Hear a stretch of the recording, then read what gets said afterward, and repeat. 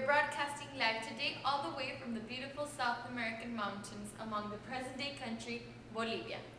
But what you don't know is the story behind the name of this country, and furthermore, the independence that took 20 bloody years for the whole continent's independence. It all starts with Napoleon and his Spanish troops' invasion into South America in 1907. Their goal was to overthrow South American monarchies and rule South America. Which they did. But once the Spanish invaded most of South America, the South American citizens were very disappointed and uncomfortable with colonial rule.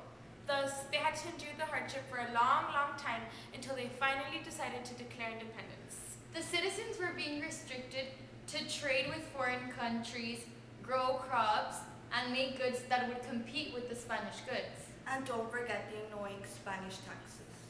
So their independence wasn't much of a piece of cake. Not at all. In fact, it was like a series of long, bloody civil wars, revolts, and rebellions throughout the whole continent. However, don't forget about Paraguay, the one country that achieved independence peacefully and bloodless. Yes. But first, let's begin with the Creoles. These were men born from pure Spanish descent parents in South America. They were among the most educated citizens, wealthy, and highly resented the political office that Spanish officials held. In fact, they were fully for the ideas of liberty, which began the idea of independence and rising up against Spanish rule. Actually, one of the freedom fighters, also known as Simón Bolívar, the Libertador, happens to be a Creole himself. Born from a wealthy family in Venezuela, he went to study in Europe where he got influenced by the ideas of enlightenment and brought them home. With all these ideas, he encouraged more people from his country to rise up against Spanish rule and lead themselves as a whole and be free. And eventually, he reached his goal by leading an army of 2,000 men against the Spanish troops.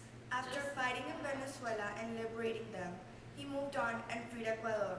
Eventually, he ruled Ecuador and Colombia. Even better, he also fought and freed Peru. Hold on there a second, and you too. We'll be back in a few seconds. Independence, gain your independence, woohoo! Independence, gain your independence, Woohoo! Independence, gain your independence, woohoo! For more information, call 1-800-SIMON-BOLÍVAR. Or 1-800-Bernardo Higgins. Or 1-800-José de San Martín. Must be 18 years or older to use a telegraph. Welcome back to S Informer. We are broadcasting live from South America. Now, Cristina, tell us more about South American independence. You see, in 1824, the Spanish were driven out for good.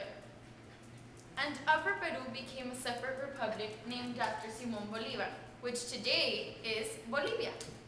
My gosh, this man was a walking Bible opener.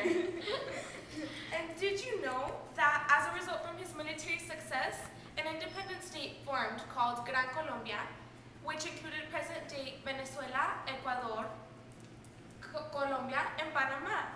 This only lasted a bit though. By 1830, the nations had separated into their present-day independent states.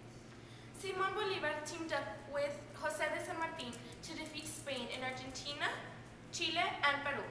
All in all, Simón Bolívar was like the George Washington of the United States, but in South America. Obviously, Simón Bolívar was not the only liberator around.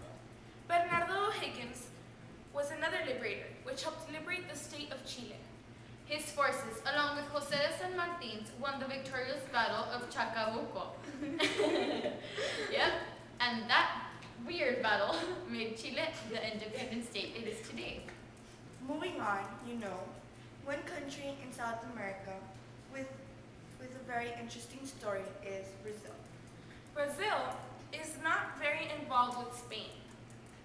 In fact, while all of South America was liberating themselves from Spanish rule, Brazil was in its own journey toward liberty not from Spain, but from Portugal.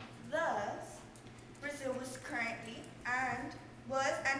is the only country in South America that does not speak Spain's original language, Spanish, but Portuguese from Portugal. began when Napoleon attacked Portugal in 1807. And that caused Prince Dom João and his family to flee to Brazil. So, Prince Dom João ruled in Brazil and in Portugal. Some accomplishments that he made while ruling in Brazil was opening ports to trade and encouraging industry. However, the turnaround point was when Napoleon was overthrown by Dom João and Dom João returned home to Portugal. He tried to rule Brazil from overseas and this angered the Brazilians. Thus, Dom Pedro, Dom João's son, succeeded and ruled Brazil until 1889. Next to Brazil lies Uruguay, whose surprisingly, their uprising is also pretty interesting. Take a look.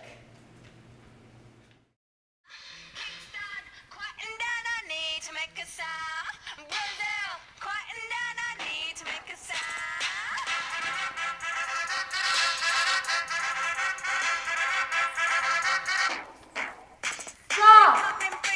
I'm gonna be my own independent state.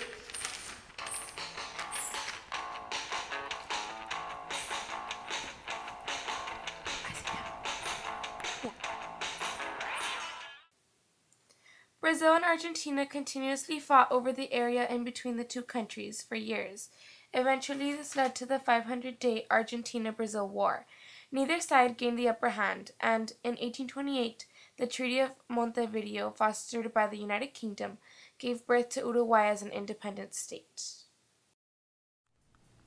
Well, that was interesting.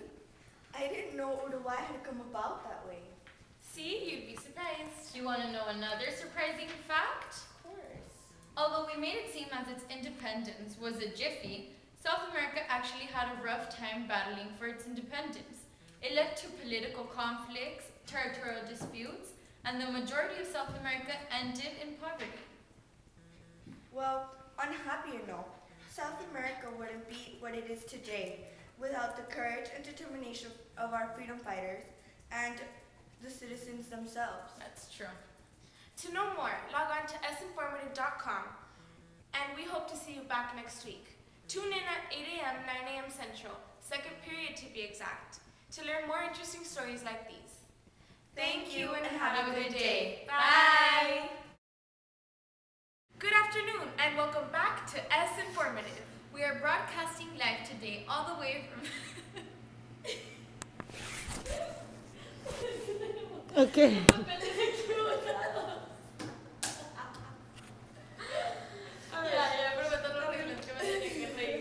With José de San Martín, won the victorious battle of Chaco,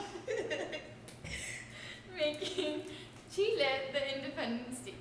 Moving on, one country in South America with a very interesting story is Brazil.